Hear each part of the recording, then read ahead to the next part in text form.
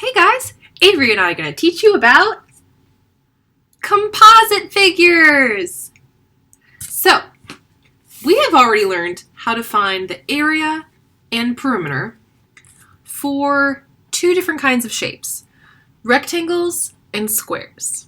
Today I will show you how to find the area and perimeter of a new kind of shape, a shape that combines rectangles and squares. Essentially, what happens when you get L-shaped, shoe-shaped, boot-shaped shapes? How do you find the area and perimeter for those ones?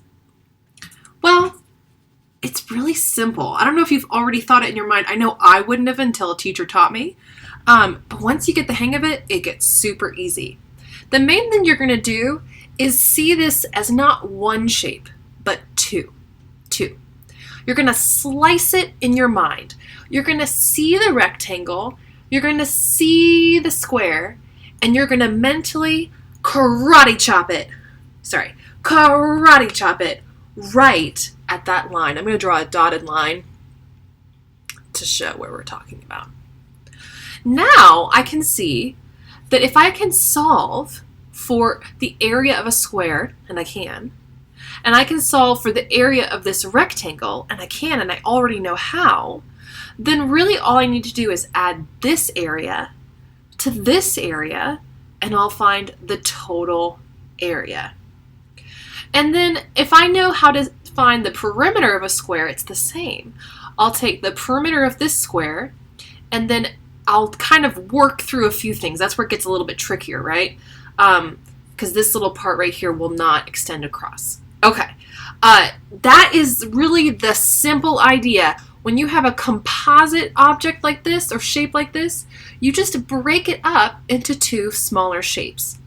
Now, it's really easiest to explain by jumping right in and learning. So if you would please go ahead and click on the link in the PDF digital version of the lesson plans that says practice page. So under today's math, if you look all the way down, like for the where you found like the video, it'll say video mini lesson, watch Mrs. Cook's video, and then A, B, C, D. Under D, there's a link that says practice page. So go ahead and click that, and we're going to follow along and do some practice problems. I'd recommend printing that out, although if you just click on it, then you can at least look at it. So the very top we have sectioned off into two different things, and I just wanted to review with you guys really quick. You know, well, it's been spring break, Mrs. Cook. I've forgotten how to do this.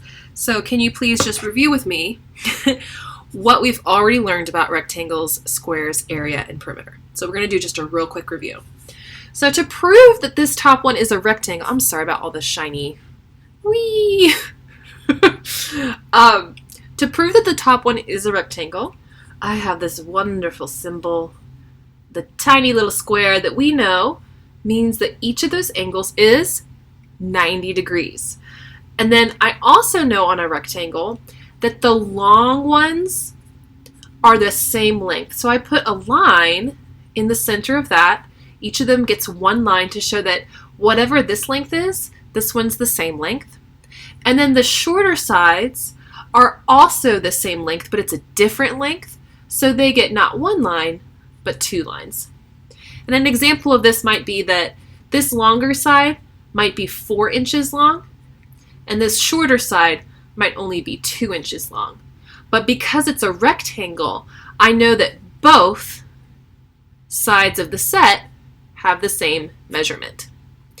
Okay, let's look down here at square. Same thing.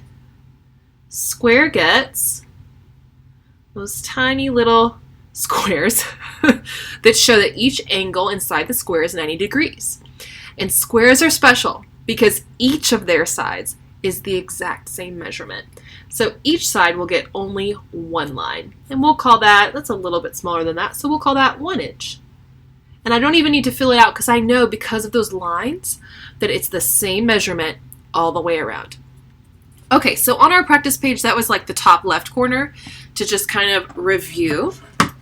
And then on the right corner, I'm going to give you some information, and I would like you to fill in the rest of it. And you can assume, because those are already labeled with our tiny little squares and every angle, you can assume that they are in fact a rectangle and a square. So here's your information I'd like you to add. Up here, I would like for you to add the measurement 6 inches on this side. On this side, I'd like you to add the measurement 3 inches.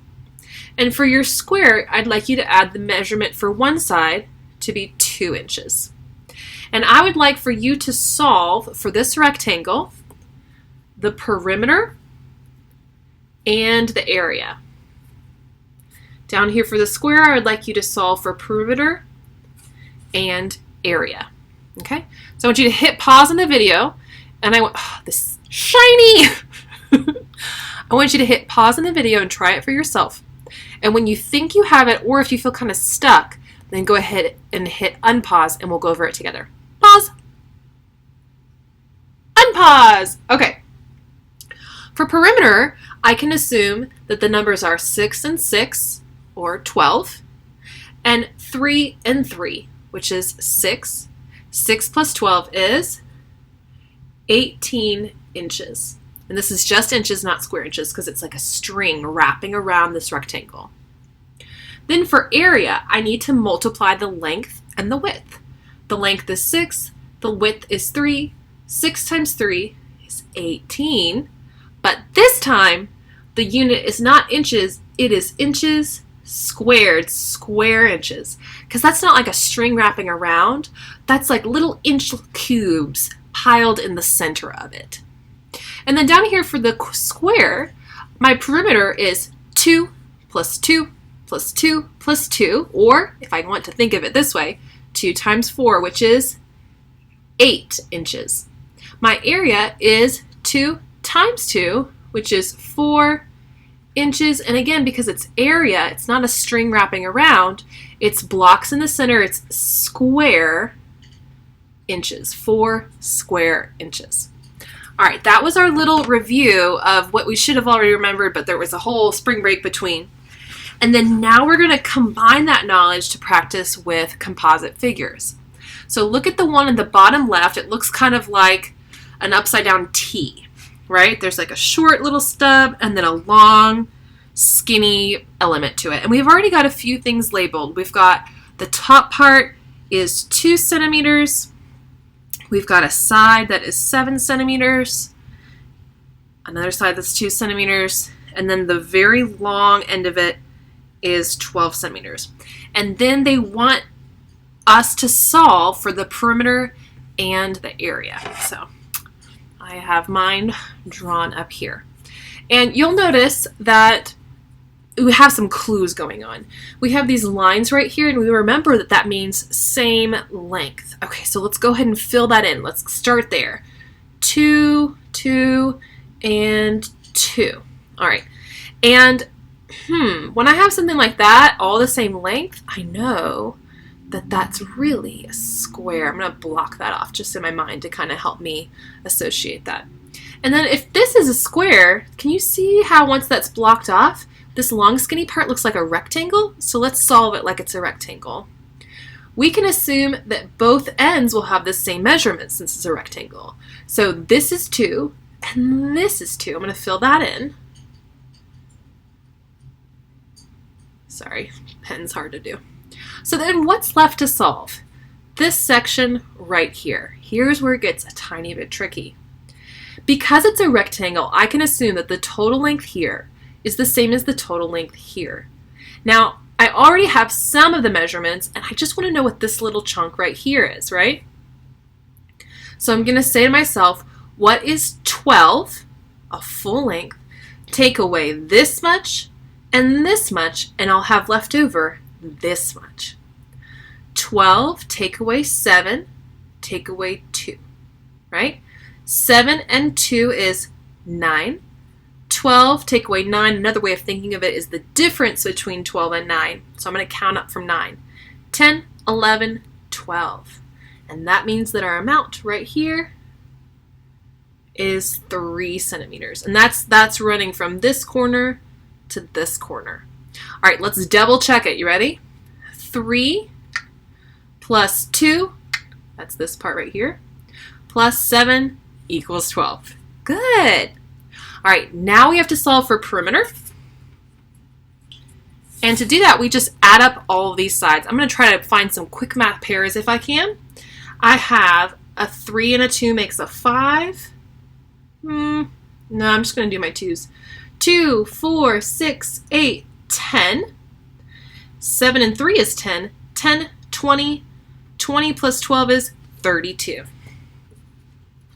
And it's centimeters. All right, now to solve for area. Remember we said we're going to think of it as 2 separate shapes spliced up, right? We're going to solve the area of the square, then add that to the area of the rectangle. The area of the square is 2 times 2, or 4, plus we're adding it to the area of the rectangle, which is 12 times 2, which is 24. 4 plus 24 is 28. And because they are not string wrapping around, but cubes on the inside, we write squared centimeters.